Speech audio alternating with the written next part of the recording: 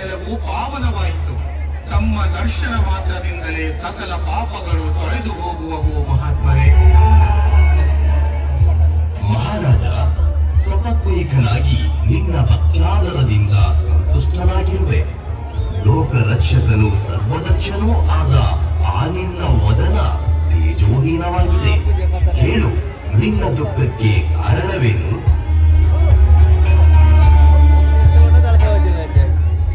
ಆಚಾರ್ಯರೇ, ಸರ್ವವನ್ನು ಅರಿತಿರುವ ತಪಸ್ವಿಗಳು ತಾವು. ನಮ್ಮ ವಂಶವನ್ನು ಬೆಳಗುವ ವಂಶೋದ್ಧಾರಕನ ಕೊರತೆಯಿಂದ ನಮ್ಮ ಬಾಳೆ ದುಸ್ತರವಾಗಿದೆ. ರಾಜೇಂದ್ರ ಚಕ್ರಪಾಣಿಯೇ, ಚಿಂತಿಸದಿರು. ನಿನ್ನ ಶೋಕವನ್ನು ಶಮನಗೊಳಿಸದ ಹೊರತು ನನ್ನ ತಪಶಕ್ತಿ ಸಮಂಜಸವೆನಿಸಲಾರದು. ಇದು ನಿನಗೆ ಸೂರ್ಯೋಪಾಸನೆಯನ್ನು ಬೋಧಿಸುವೆ. ಏಕಾಗ್ರ ಚಿತ್ತದಿಂದ ಸೂರ್ಯದೇವನನ್ನು ಭಿನ್ನಹ ಮಾಡಿರಿ. ಪುತ್ರ ಪೌತ್ರಾದಿ ಸಕಲ ಸಮೃದ್ಧಿಯಿಂದ ಚಿರಕಾಲ ಬಾಳಿ. ತಥಾಸ್ತು.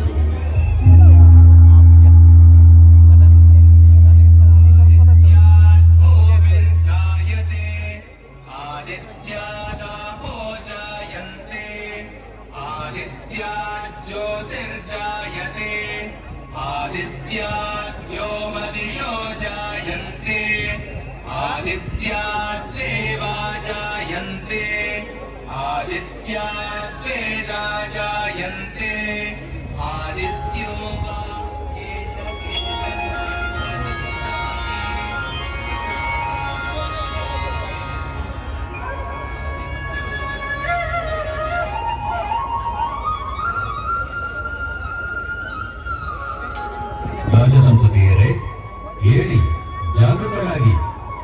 ನಿಮ್ಮ ಉಪಾಸನೆಯಿಂದ ಸಂತುಷ್ಟನಾಗಿರುವೆನು. ನಿಮ್ಮ ಅಂತರಾಳದ ಬಯಕೆ ಏನು ಹೇಳಿ. ಸಕಲ ಲೋಕವನ್ನು ಬೆಳಗುವ ಸೂರ್ಯದೇವನೇ, ನಮ್ಮ ಅಲ್ಪ ಭಕ್ತಿಗೆ ಪ್ರಸನ್ನನಾದೆಯ ತಂದೆ. ಸಕಲ ಸಂಪತ್ತನ್ನು ನೀಡಿರುವೆ. ಆದರೆ ನಮಗೆ ವಂಶೋದ್ಧಾರಕ ಇಲ್ಲವೆಂಬ ಕೊರತೆಯನ್ನು ನೀಗಿಸು ಜಗದೊಡೆಯ. ಧರ್ಮಿಷ್ಠರಾದ ಚಕ್ರಪಾಣಿ ಉಗ್ರೆ, ಇದು 3 ಲೋಕಗಳನ್ನೇ ಜಯಿಸಬಲ್ಲ ಸಾಮರ್ಥ್ಯವಿರುವ ಪುತ್ರನನ್ನೇ ನಿಮಗೆ ಕರುಣಿಸುವೆ. ತಥಾಸ್ತು. ಧನ್ಯಳಾದೆ ತಂದೆ, ಧನ್ಯಳಾದೆ.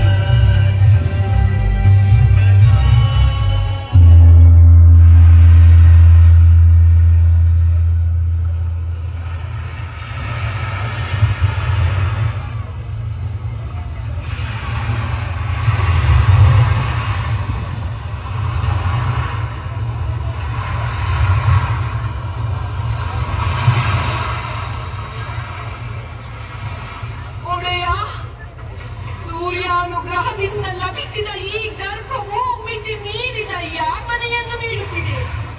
ಇನ್ನು ಸಾಧ್ಯವಿಲ್ಲ ಸ್ವಾಮಿ, ಸಾಧ್ಯವಿಲ್ಲ.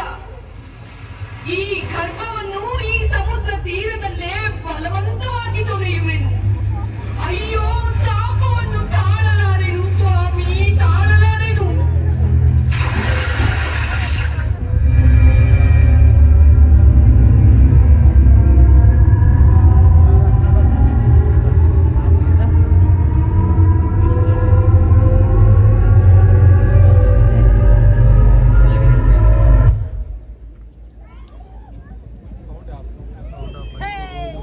ಮಹಾರಾಜ ಚಕ್ರಪಾಣಿಯೇ, ಮಹಾರಾಣಿ ಉಗ್ರೆಯೇ, ರವಿ ತೇಜದಂತಿರುವ ಇವನು ನಿಮ್ಮ ಮಗ. ಸ್ವೀಕರಿಸಿ. ಇವನು ತ್ರಿಭುವನವನ್ನೇ ಗೆಲ್ಲುವಂತವನಾಗುತ್ತಾನೆ. ಸಿಂಧು ಸಾಗರದಲ್ಲಿ ಜನಿಸಿದ ಇವನು ಸಿಂಧು ಎಂಬ ನಾಮದಿಂದ ಪ್ರಖ್ಯಾತನಾಗುತ್ತಾನೆ. ಧನ್ಯೋಸ್ಮಿ. ಸಮುದ್ರ ರಾಜ, ಧನ್ಯರಾಗಲು.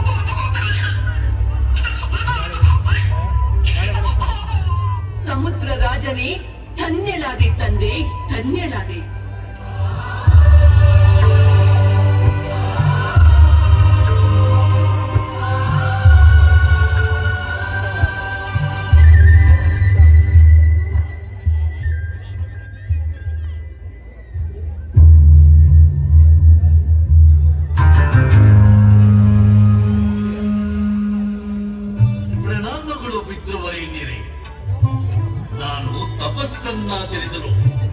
ಅರಣ್ಯಕ್ಕೆ ತೆರಳುವೆನು.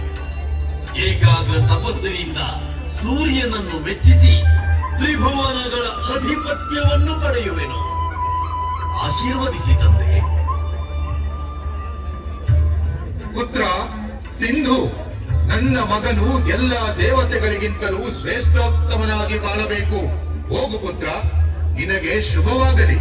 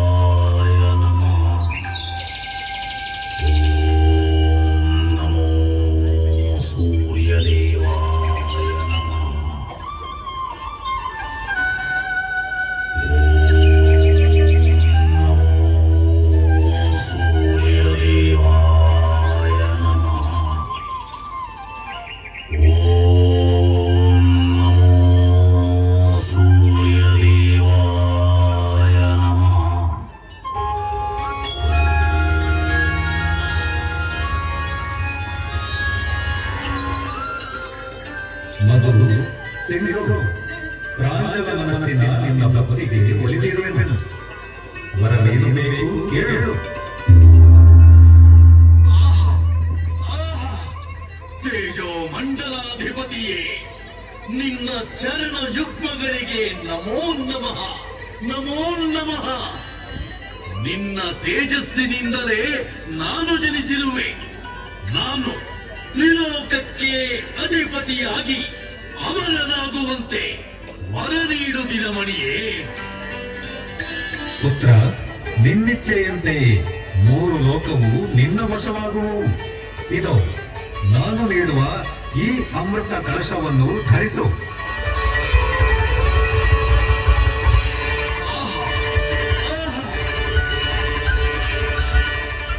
ಆದರೆ ಧರ್ಮ ಮಾರ್ಗವನ್ನು ತ್ಯಜಿಸಿದರೆ ಶಿವ ಪಾರ್ವತಿಯರ ಪುತ್ರ ವಿನಾಯಕನಿಂದ ಮುಕ್ತಿ ಹೊಂದುವೆ. ತಥಾಸ್ತು.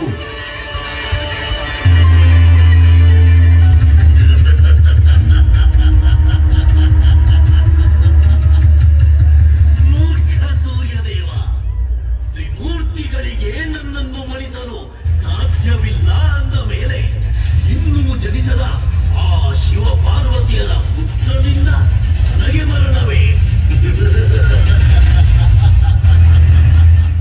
ಅಸಾಧ್ಯ, ಅಸಾಧ್ಯ.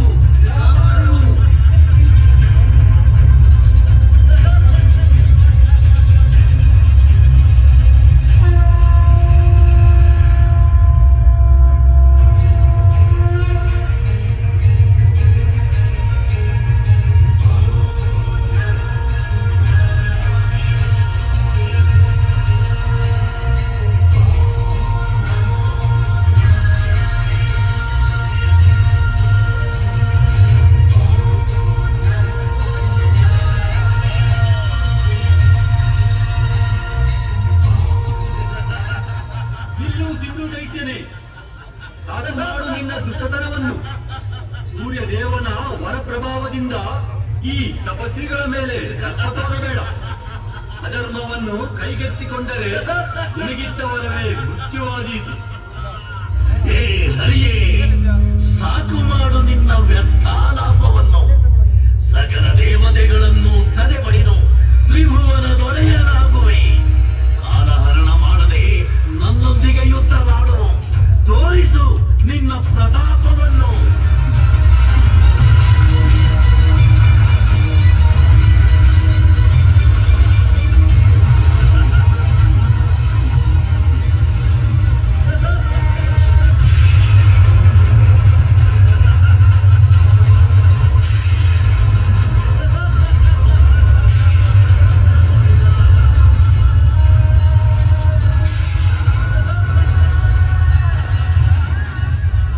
ಸೂರ್ಯದೇವನ ವರದಂತೆ ಮಯೂರೇಶನ ಹೊರತು ಯಾರೂ ಈ ದೈತ್ಯನನ್ನು ಜಯಿಸಲಾರ. ಪಾಯದಿಂದ ಇವನನ್ನು ಕೈಲಾಸಕ್ಕೆ ಅಟ್ಟುವುದೇ ಲೇಸು. ಎಲ ರಾಕ್ಷಸೇಂದ್ರನೇ, ನಿನ್ನ ಯುದ್ಧ ಕೌಶಲ್ಯವು ಮೆಚ್ಚುವಂತದ್ದೇ. ನಿನ್ನ ಧೈರ್ಯ ಸಾಹಸವನ್ನು ಮೆಚ್ಚಿರುವೆನು. ನಿನಗೇನು ಬರಬೇಕು ಕೇಳು. ಭಗವಂತ ಹರಿಯೇ, ನೋಡಿದೆಯಾ ನನ್ನ ಪೌರುಷ? 3 ಲೋಕಗಳು ನನ್ನ ವಶವಾಗುವವರೆಗೂ ನೀನು ಗಂಡಕಿ ತೀರದಲ್ಲಿ ನನ್ನೊಡನೆ ವಾಸ ಮಾಡುವುದೇ ನನಗೆ ನೀಡುವ ವರವೆನಿಸುವುದು. ಹಾಗೇ ಆಗಲು. ತಥಾಸ್ತು. ಆಹಾ, ಆಹಾ, ಇನ್ನು ತಡ ಮಾಡಬಾರದು. ಕೈಲಾಸದಲ್ಲಿರುವ ಶಂಕರ ಪಾರ್ವತಿಯರೇ ನನ್ನ ಎದುರಾಳಿಗಳು. ಈಗಲೇ ಕೈಲಾಸಕ್ಕೆ ದಾಳಿ ಮಾಡುವೆ.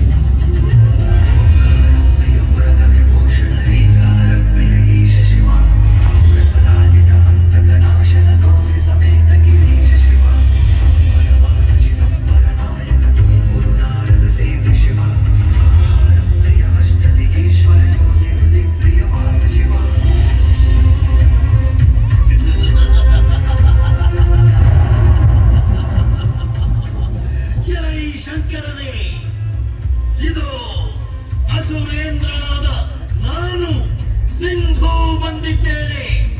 ಸೂರ್ಯಾನುಗ್ರಹದೊಂದಿಗೆ ಶ್ರೀಹರಿಯಿಂದಲೂ ವರ ಪಡೆದಿರುವೆ. ಇನ್ನು ನಿನ್ನನ್ನು ಮುಗಿಸಿ ತ್ರಿವಿಕ್ರಮನಾಗಲು ಒಂದೇ ಒಂದು ಹೆಜ್ಜೆ. ಬಾ ಬಾ.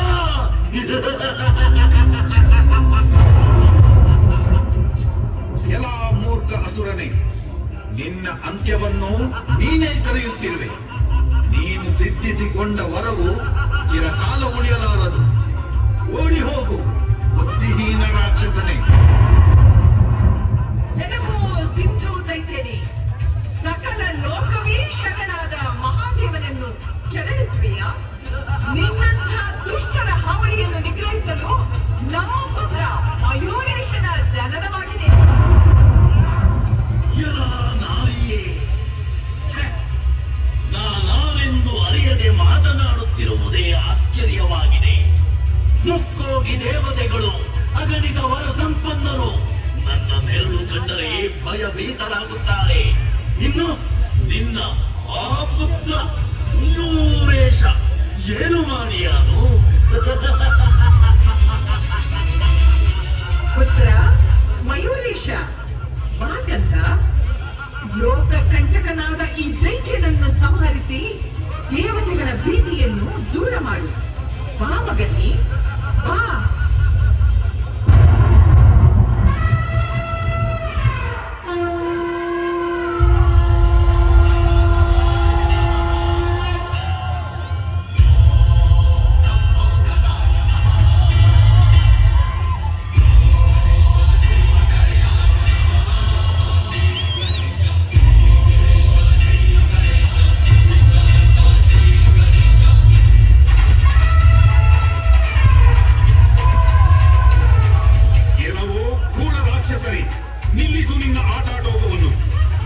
ಅದನ್ನು ಗಮನಿಸಲೆಂದೇ ಮಯೂರೇಶನಾಗಿ ನಾನು ಅವತಾರವೆತ್ತಿರುವೆನು. ಎಲ ಮಯೂರೇಶ, ನಿನ್ನ ಅವಸಾನವನ್ನು ಕೈಯಾರೆ ನೀನೇ ಆಹ್ವಾನಿಸುತ್ತಿರುವೆ. 3 ಲೋಕವನ್ನು ತಲ್ಲಣಿಸಿದ ನನ್ನ ಈ ರೂಪವನ್ನು ನೋಡು.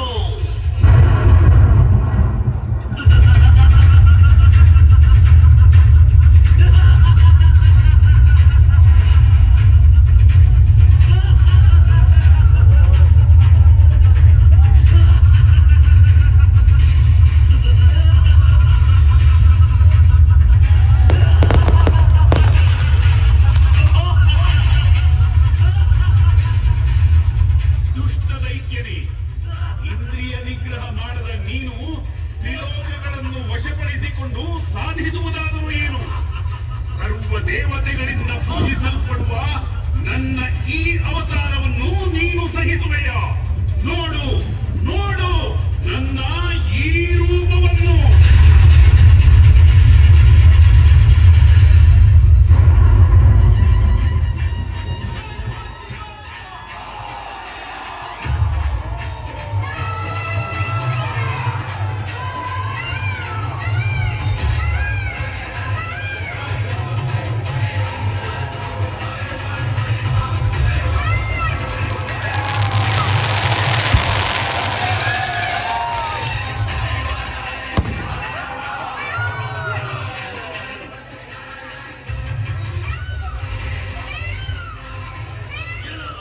ಮಾಯಾವಿ, ನನ್ನನ್ನು ಎದುರಿಸಲು ಮಯೂರೇಶನಾಗಿ ಬಂದಿರುವೆಯ? ಹರಿಹರ ಬ್ರಹ್ಮಾದಿಗಳನ್ನು ಗೆದ್ದಿರುವ ನನ್ನೊಂದಿಗೆ ಸಮರವೇ? ನಿಲ್ಲು ನಿಲ್ಲು ಯುದ್ಧಕ್ಕೆ. ಲೋಕನಾಶಕನಾದ ರುದ್ರನ ಮಗ ನಾನು. ನಾನೇ ವಾಯು, ನಾನೇ ವರುಣ, ನಾನೇ ಪೃಥ್ವಿ, ನಾನೇ ಯಮ. ಸೃಷ್ಟಿಯ ಮೂಲವೇ ನಾನು. ನನ್ನಿಂದ ಹತರಾದ ಅಸುರರು ಮುಕ್ತಿಯನ್ನು ಹೊಂದುವರು.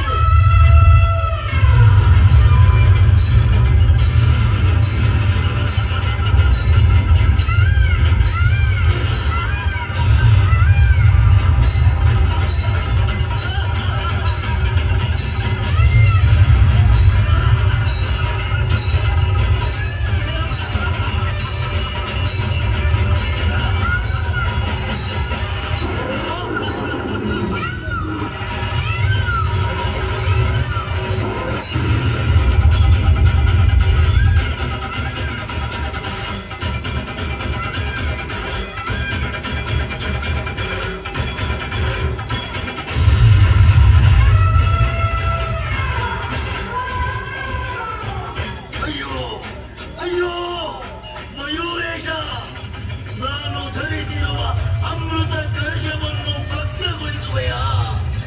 ಬೇಡ ಬೇಡ, ನಿಲ್ಲು ನಿಲ್ಲು.